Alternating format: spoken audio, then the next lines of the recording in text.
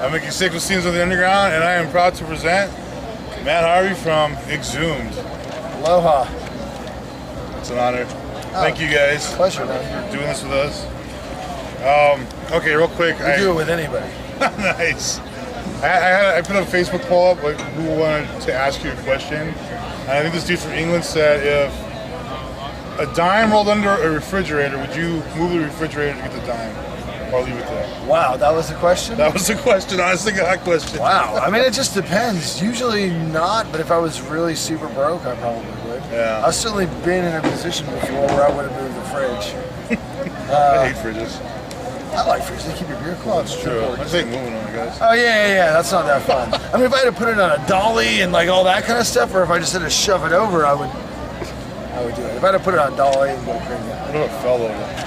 What if it fell on top of you? That would suck. And it was all full of beer and you couldn't reach the beer up to I would have to drink my way out until the fridge weighed less, but then I'd probably just pass out under the fridge. Nice. And hopefully the problem would solve itself before it worked out. So if you couldn't be the globetrotting rock and roller that you are, what would you be if you weren't an Exhumed? I mean, like, if I had my pick of careers, well, what if? This is say like. No, I'd like to write comic book scripts. Oh. That's really all I care about outside of music is just stories about superheroes. What's your book? Well, like, I'm a Jack Kirby obsessive, so I mean, like, not just the Fantastic Four and Thor and Captain America stuff, but also like the Eternals and Devil Dinosaur and New Gods and just anything that he's done. That's even cool. to like the weird 80s stuff right before he kind of dropped off and being able to draw like Captain Victory, Silver Star, just any kind of weird shit that he does I'm into. But I mean, I love like Grant Morrison stuff. Invisibles is great. Bendis does good stuff for Marvel. I'm not super current on comics anymore, but Yeah, it's expensive. exactly, it's expensive. And the movies are so good now that it's like I could spend $30 on all the snacks I want and the movie, or I could spend $30 a week on the comics. True. Like, it's tough. It's So tough. one variant. Right, it's a tough, if I wanted to buy comics, I'd probably have to dig all those dimes out from under my refrigerator. So There you go, Dave. It's tough. England. So you guys are obviously from the old generation. You guys started in the 90s, pre-Facebook, pre-electronica. Right. Nowadays, do you think that having an online presence is important for fans to find your music and to critics to find your music also? I guess I wouldn't say critics, but like reviewers, Media or whatever you want to media call it. guys. I mean, it's all about access, and I mean, it's just a different means of conveyance.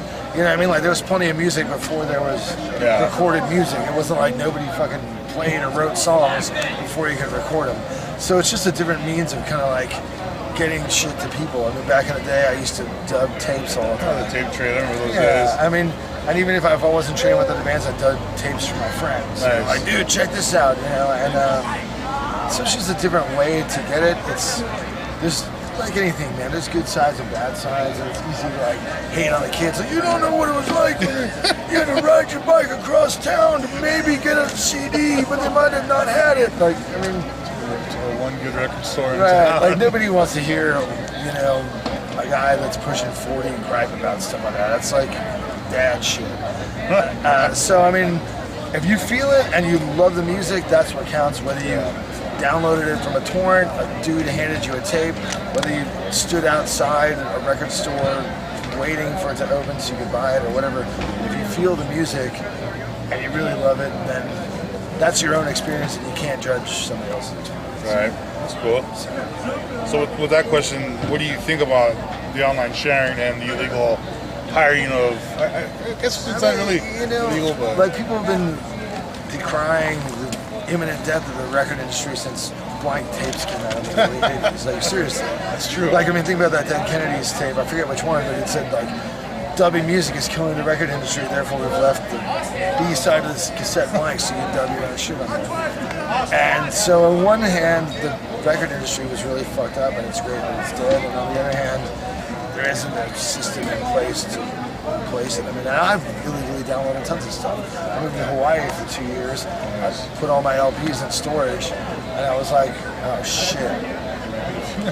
I really want to listen to that now. So I just started downloading everything. I mean, At first, you know, I felt weird about it, but I remember I was downloading Killer Technology by Voivod, and I thought to myself, well, I bought it on cassette twice, and I have the Noise Records pressing and the Cobra Records Canadian pressing at home, and I had the Cockroaches picture disc. So I can't really feel that bad that I'm just getting these MP3s for free, you know what I mean? I was like, you know, it's just, again, it's like if people hear the music and they gravitate towards it, they latch onto it, they come to the show, they participate in the scene. Fucking, that's the nitty gritty. It's too bad that record labels that give a shit like Relapse and stuff have taken a hit because of the internet. But it's great that like Capitol Records is taking a giant kick in the ass. Yeah. Fuck it, you know what I mean? Yeah, absolutely.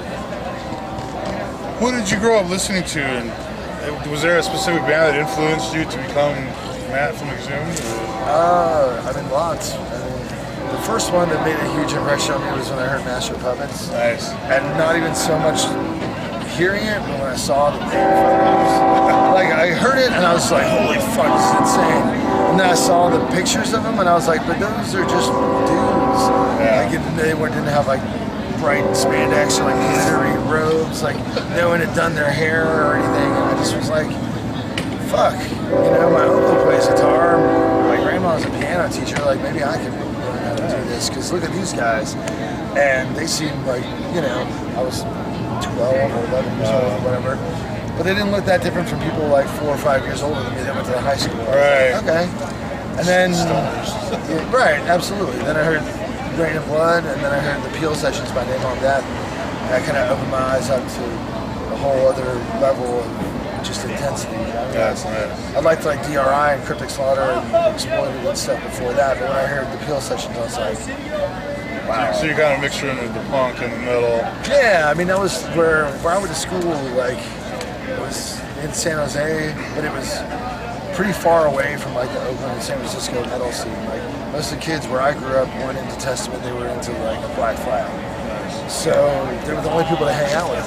It was like people that were into like metal, like Cinderella.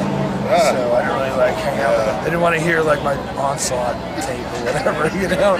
So I hung out with punk rockers. That's awesome. And who is the main writer for the lyrics and the music? I guess that's me. I mean, the music, like I come up with the basic skeletons of the songs and then spice them up and flesh them out or whatever in the jam room. So that's a team effort. The lyrics, that's just me, you know. I don't think the other guys, half the band is particularly interested in what we're singing about. They're like, whatever. Like, cool, is it death metal? Yeah, all right, good. Is that a catchy title? Great. Okay, that's good. Having a band's hard work. It really is. That's why I don't do it anymore. So you guys have 14 splits, 6 demos from 92 to 94. That's alone impressive. You're on the Platters of Splatter compilation. That's a ton of music. Not to mention your studio albums, which I wrote down, but I can't seem to read my writing. I think we have 5 and a covers album.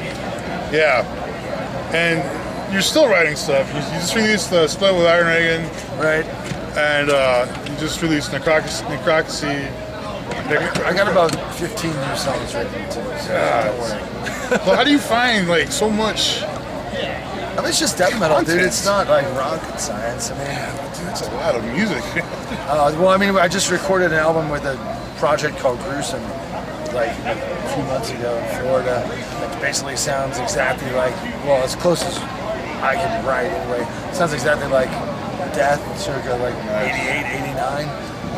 And then, I mean, like, I've done a thrash metal band. We did a couple albums called Decapitator. And, I mean, I don't know. It's just songwriting, you know. It's not. It's like your job. It's what you do, right? It's not. I mean, it is. I mean, it isn't like drudgery at all. Right. It's actually really fun. But I mean, at the same time, it's not. You know, we're not writing fucking 90-minute rock opera. We don't have any. I don't have to write vocal melodies. That saves me like 50% of the time right there. It's like everything sounds so good. Like none of it. It all sounds like Exhumed, but none of it sounds repetitive in the sense that, you know, one record sounds like that record and so forth and so forth. Each one sounds like an Exhumed record, but it's all Well, cool. I mean, that's our goal. I mean, that's one reason why we tend to always use a different mixing engineer, if not a different producer, because we don't want to get too far out of our style. Right. Just because, I don't know, I'm a compartmentalizer. So to me, it's like death metal should be like X, Y, and Z, not A, B, and C. And so we got to stay in that area, but we want every record to be, to have its own identity, and we have different kind of cover art on every record. We have different kind of production. We try to mix up the songs as much as we can, and without making it uncohesive. Right. So, well, thanks. I mean, that's what we're trying to do. That's one of the reasons I fell in with you guys. Yeah. Who came up with the grind gore metal moniker? Is that a? I don't remember exactly. Like in the late '90s, like black metal was like really taking over the metal underground. And what I remember talking about being our original drummer, we talked about what people gravitate towards in it is that it stood for something. Like Manowar stands for heavy metal, and Brothers of Metal, and blah, blah, blah. And black metal stood for this satanic church burning blasphemy. And I said that's why death metal kind of fell off, because when it didn't have a cohesive identity anymore. It got so integrated into other kinds of music that it didn't really bring people into this sort of identity anymore. It just became a thing. And so we did the Hemdale split, which was In the Name of Gore, and that was like a Venom ripoff with In Nomine Satanis, In the Name of Satan, so In the Name of Gore. And then either our old guitar player, later bass player Leon came up with it, or our old bass player Ross came up with it. The first time I remember hearing it, it was an interview where it said, describe your style in 3 words, and he said gore fucking metal, and I was like, dude, that's the name of the album. That's it, nailed it. But I think he might have gotten that from Leon. You'd have to look it up between them. Right on. So yeah, can't take credit for that. Right, that's a good moniker. I liked it. Yeah. Fits. People are going to categorize you, so why not beat them to it and be like, this is what we do. That reminds me, what's the name of your mascot guy, the chainsaw dude? Dr. Filthy? He's awesome. You guys always travel with him? Yeah, ever since we got back together a few years ago. Yeah. Oh, he's so cool. Exhumed, did you help write that? No, I mean, I was interviewed for it. I was a contributor like tons of other people. But Jason Netherton from Misery Index, X-Time Fetus wrote it. He's a really smart dude, like a really fucking smart guy. I think he's going for his PhD or his second master's right now. And he's got like a historian's kind of mindset. Nice. The way he does it is kind of like it's a guy, Studs Terkel, who did one called Working. I think he did another one about cops. Anyway, what he does is he just interviews a million people and gets them to tell the story for him. Cool. And that's what Jason did with the book. And it was pretty interesting. And it was also kind of cool because Choosing Death by Albert from Decibel was a great book, but it was very journalistic. And Jason's book kind of gets into a little bit more of the musician side of it, talking about recording techniques and some of the playing techniques that have developed through the scene through the years or whatever. So it's cool. It's an awesome read, man. It just it took me way back. Yeah, I'm gonna check that out. Is it being circulated now? Yeah, it's Handshake Inc. I think it's the publisher. Oh, cool. So yeah, I would totally recommend it. I mean, if you want to get a crash course in death metal, or if you're old like me and you want to refresh your aching brain cells, it's pretty useful. I hear you, man. This used to be full at one point. Speaking of books, and on the subject of books, there's the death metal book. There's the one we just mentioned. There's a couple other, and then of course you have all the autobiographies like Ozzy and Right. what is I lost my train of thought. Do you think there should be more books on the extreme underground side of music as opposed to, the higher, more mainstream? Yeah, like more like our stuff, Ozzy biographies. Yeah, which is all good, but to me, like, I think if there's a market for it, I think it's good. At the same time, I mean, I would worry because I thought what Albert and Jason did with Choosing Death and Extremely Retained, respectively, was really good. And I felt like it was accurate and honest and done in the right spirit. It wasn't like exploitative or trashy, and it respected the source material. It wasn't sensationalistic, whereas a lot of rock biographies tend to dwell more on, and then he did so many heroin, whatever, and he fucked so many chicks, and it becomes about this larger-than-life persona that isn't present in death metal, and I worry that the more journalistic types feel that there's a market for these kinds of books, the more it's going to veer into that kind of stuff, and that takes away from the music, and it takes away from the sort of gist of the movement, which was very underground and very honest, and you know, nobody wants to read 3 chapters about Alan West getting arrested for running a meth lab or whatever. You know what I mean? It's like we care about Obituary's discography and what they did as a band, not some side bullshit. That have nothing to do with music. Right, and so I mean, I think that the fact that there's a book about it at all is kind of surprising. You know, I'm amazed that 20 fucking plus years later, kids are still circle pitting the Solar Rod. Like, that's great. Like, I never would have thought that in high school when I was getting into this shit. I wouldn't think that 20 plus years later we'd be sitting in Tucson playing a game with Carcass and Obituary. Like, right. I'd be like, that won't be happening anymore. Like, no way. So it's pretty cool. You think the scene? How much has the scene changed from when you guys first started? You're from California, right? Have you seen a huge? In your childhood, like a huge influx or redux in? I see that people are more open-minded, like, and that there's a lot more, even than in the 90s, because when we started getting into death metal, everyone in the metal scene near where we lived, it was Testament, Exodus, Metallica, Laz Rocket, Forbidden, and if you played death metal, I was like, you're fucking joking.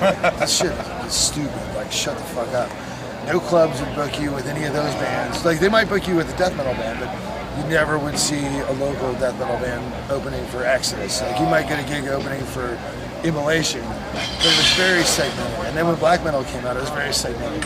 You know, it was like, I hate death metal, that shit's wimpy, it's life metal, because you guys are just nice people, so you're wimps. And, you know, aside from that moment of crossover in like the late, mid-80s, everything was pretty differentiated. And as time has gone on, it kind of took metal like taking a giant shit in the 90s to where everybody was on the same level. All of a sudden, Exodus wasn't that much bigger than Mayhem, right? Or, you know, fucking Morbid Angel or whatever. It was all the same, and that spirit is sort of carried forward. I think that's really positive.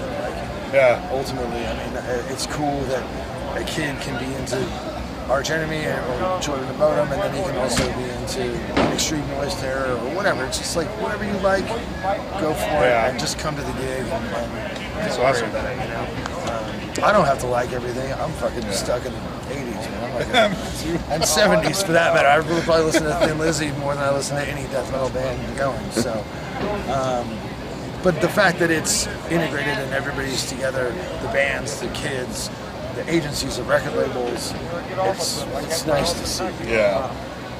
That's awesome. Well, thank you for taking time out to talk with us. I really appreciate it. My pleasure. It was an awesome set. I'm glad you guys came back. Can't wait to see you again. Me too. And we managed to wrap up in time to go see Carcass. Perfect. I know, right? Success. Thanks, man. We'll see you guys next week. Heavy Menthol.